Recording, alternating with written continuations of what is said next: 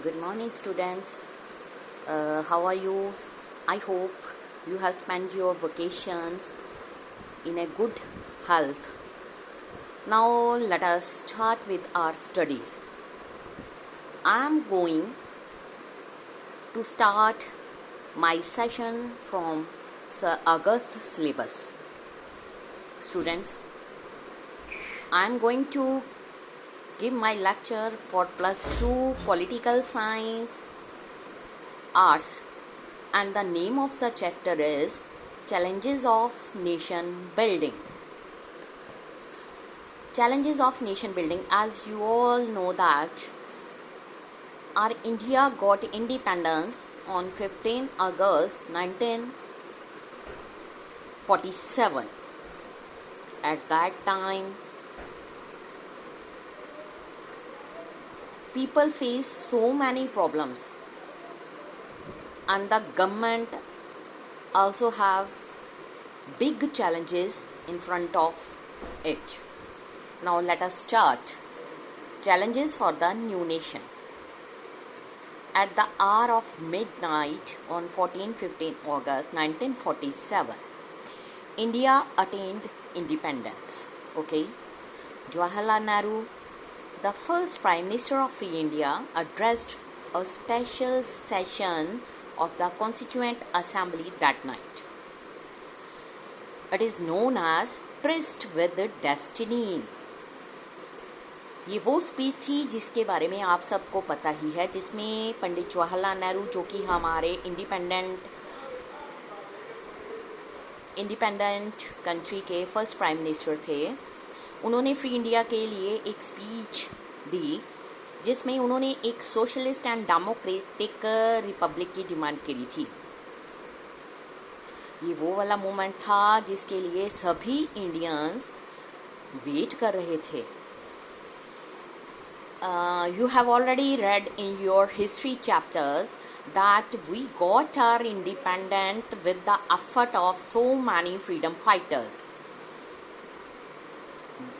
There were so many voices in our national movement, but there was two goals almost everyone agreed upon. Main ये था कि हमारे पास सिर्फ 2 गोल थे जिसके लिए सभी उसको मान रहे थे. फर्स्ट गोल क्या था?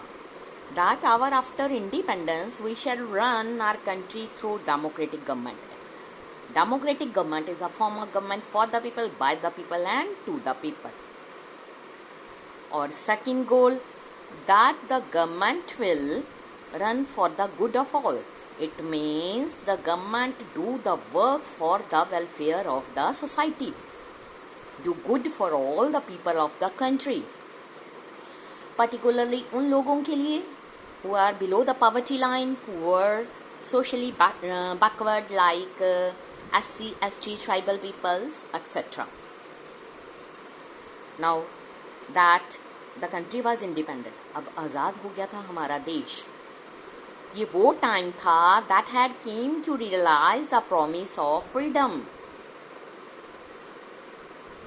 ये कोई easy task नहीं था. India was born in very difficult circumstances. बहुत सारे difficult circumstances के बाद ही इसको freedom मिली थी. Perhaps no other country by then was born in a situation more difficult than that of India in 1947. जो सिचुएशन 1947 में इंडिया को फेस करनी पड़ी, शायद आज तक पूरे वर्ल्ड में किसी भी कंट्री में ऐसी सिचुएशंस नहीं आई. फ्रीडम हमारे को मिल तो गई, लेकिन after the partition of the country, year 1947, the year of unprecedented violence, trauma of displacement, migration. It was in this situation that independent India started on its journey to achieve several objectives. Yet, turmoil that accompanied independence did not make our leader lose sight of the multiple challenges that face the new nation. हमारे India को independence मिल गई, लेकिन ये independence जो मिली थी उसके लिए हमें बहुत सारी डिफ़िकल्टीज़ को फेस करना पड़ा। फर्स्टली जो हमारा इंडिया था, जिसको हिंदुस्तान के नाम से भी जाना जाता था, इंडिया जो है वो 2 पार्ट्स में डिवाइड हो गया। हमारा जो नेशन है वो टूट गया। आफ्टर इंडिपेंडेंस 1947, 14 अगस्त 1947 को इंडिपेंडेंस पाकिस्तान का हो गया और 1947 15 अगस्त को हमारे इंडिया की इंडिपेंडेंस आ गई। पार्टीशन में बहुत ज़्यादा लॉस हुआ, लोगों को अपने घरों को छोड़कर जाना पड़ा, बहुत सारी लाइव्स जो हैं उनकी डिस्ट्रक्शंस हुई, लोगों की प्रॉपर्टी जो है वो डिस्ट्रॉय हो गई। इस तरह से अगर हम ये देखें कि हमें इंडिपेंडेंस तो मिल गई, लेकिन आफ्टर द एफर्ट्स ऑफ हमारे फ्रीडम फाइटर्स और हमें बहुत कुछ लॉस भी हुआ। अब इंडिपेंडेंस के बाद सबसे बड़ा चैलेंज हमारे नेशन जो बिल्डर थे उनके सामने आ गया कि दोबारा से इंडिया को कैसे स्टैंड किया जाए। ब्रिटिशर्स जो हमारी कंट्री को छोड़कर तो चले गए थे, लेकिन उसके बाद में जो सबसे बड़ा टास्क था वो हमारे लीडर्स के सामने था, और वे ये टास्क था कि इसको किस तरह से आगे बढ़ाया जाए। आफ्टर द इंडिपेंडेंस इंडिया को मेनली 3 चैलेंजेस का सामना करना पड़ा। अगर हम बात करें broadly, independent India faced 3 kinds of challenges. First, and the immediate challenge was to shape a nation that was united. यानी कि हमारा जो इंडिया है वहाँ पर यूनिटी इन डाइवर्सिटी, इंडिपेंडेंस तो मिल गई लेकिन यूनिटी इन डाइवर्सिटी फिर भी हमारी कंट्री में थी। Hindu, Muslim, Sikh, Isai and other religions also lived in India. अब ये सबसे बड़ा और उसी टाइम चैलेंज जो हमारे सामने आया वो था कि हमारा जो यूनाइटेड नेशन है उसको किस तरह से शेप दी जाए। India was a land of continental size, diversity. Its people spoke different languages, followed different cultures and religions. At that time, it was widely believed that a country full of such kind of diversity could not remain together for long. कि अगर हम अपनी country में इन सब different religions को एक साथ बनाकर नहीं रखते तो हमारी इंडिपेंडेंस ज़्यादा देर तक नहीं रहेगी, सब कुछ डिस्ट्रॉय हो जाएगा।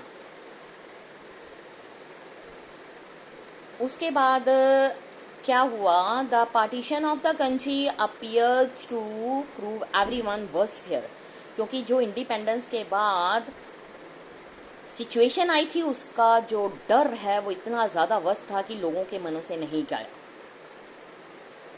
There were serious questions about the future of India, कि अब हमारा फ्यूचर कैसे होगा। Would India survive as a unified country? Would it to do so be emphasizing national unity at the cost of every other objective? Would it mean rejecting all religion and sub-national identities? And there was an urgent question, एक special question ये था, how was integration of territory of India to be achieved? कि हम अपनी इस integrated territory को किस तरह से अचीव कर सकते हैं। ये था हमारा फर्स्ट चैलेंज कि यूनिटी इन डाइवर्सिटी को इंडिया में कैसे बनाकर रखा जाए, डिफरेंट रिलीजन्स को कैसे अपनी कंट्री के अंदर अकोमोडेट करके रखा जाए। नाउ सेकंड चैलेंज ये था कि how to establish democracy, that means form of government for the people, by the people and to the people. जब हमारी कंट्री को इंडिपेंडेंस मिली तो हमने अपने इंडियन कॉन्स्टिट्यूशन के बारे में स्टडी की। इंडियन कॉन्स्टिट्यूशन में ये बताया गया था कि जो 21 इयर्स की एज का सिटीज़न है उसको वोट डालने का राइट है। इसको यूनिवर्सल अडल्ट फ्रेंचाइज का नाम दिया गया। ये तो बाद में थोड़ा सा इसमें अमेंडमेंट किया गया कि यूनिवर्सल अडल्ट फ्रेंचाइज में जो एज थी उसको 21 से 18 ईयर्स कर दिया गया। अब जो इंडिया है उसने रिप्रेजेंटेटिव डेमोक्रेसी को अडॉप्ट किया, यानी कि पार्लियामेंट्री फॉर्म ऑफ गवर्नमेंट। जो ये फीचर्स हैं वो इंश्योर करते थे जो पॉलिटिकल कंपटीशन है डेमोक्रेटिक फ्रेमवर्क में वो कैसा होगा। डेमोक्रेटिक जो कॉन्स्टिट्यूशन है वो नेसेसरी है but not sufficient for the establishing a democracy. Challenges was to develop democratic practices in accordance with the constitution, कि हम अपनी कंट्री में जो डेमोक्रेसी है उसको कैसे इस्टेब्लिश करें। और नाउ द थर्ड चैलेंज क्या था? Ensure the development and wellbeing of the entire society, not only of the some section but all over the society. Here again हम बात करेंगे constitution clearly laid down principles of equality, special protection to social disadvantages group, religious, culture, communities। जो constitution है उसने कुछ directive principles को state policy है जो उसको सेटअप किया ताकि जो डेमोक्रेटिक पॉलिटिक्स के वेलफेयर गोल्स हैं उनको अटेन किया जा सके। नाउ रियल चैलेंजेस जो थे to evolve effective policies for economic development and eradication of poverty, means पूरी तरह से अपने देश में से पॉवर्टी को ख़त्म किया जाए, सोशल बैकवर्ड रिलीजन्स को ऊपर उठाया जाए। How did independent India respond to these challenges? To what extent did India succeed in achieving the various objectives set out by the Constitution? This entire book is an attempt to respond to these questions.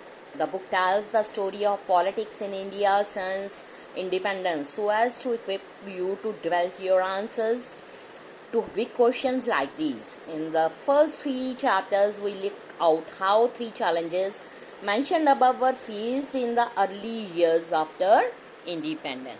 अब 3 challenges है उसको हमारी government ने किस तरह से accept किया, क्या इन चैलेंजेस में जो टास्क रखा गया था उसको कंप्लीट किया गया, तो ये हम अपने अगले लेक्चर में कंटिन्यू करेंगे। Thank you students.